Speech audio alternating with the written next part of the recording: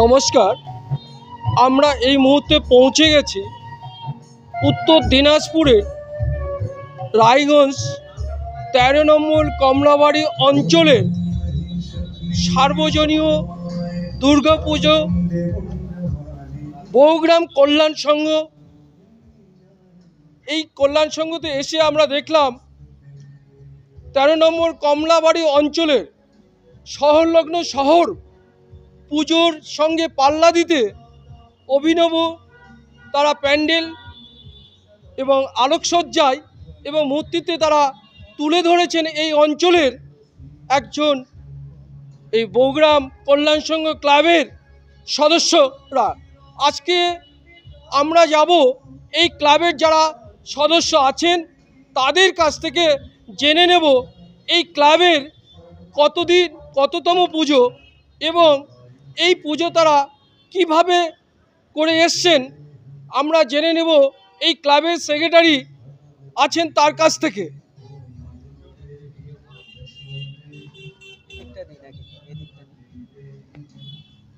আমি সেক্রেটারি হিসেবে কথা বলছি।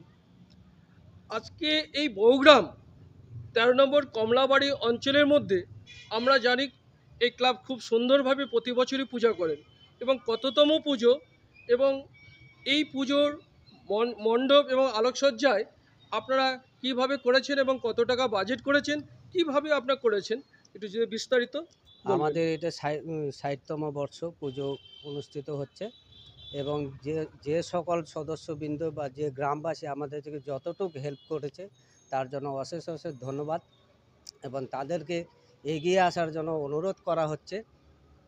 আগের যে সমস্ত আমাদের বয়স্ক বিশিষ্ট লোকজন ছিল তারাও যেন এগিয়ে আসে, এতে আমরা উৎসাহিত পাব। আমাদেরকে পথ দেখানোর একটা সুনির্দিষ্ট ব্যবস্থা করা হোক যেন আমরা সেই পথে এগিয়ে চলতে পারি। এই অঞ্চলের ১৩ নম্বর কমলাবাড়ি পাশাপাশি রায়গঞ্জ আমাদের একটা উত্তর দিনাজপুরের বড় একটা টাউন, সেখানে পাল্লা দিতে আপনারা যে এই অভিনব তুলে ধরেছেন আপনাদের এই অঞ্চলের দর্শকদের আপনারা কি জানাবেন?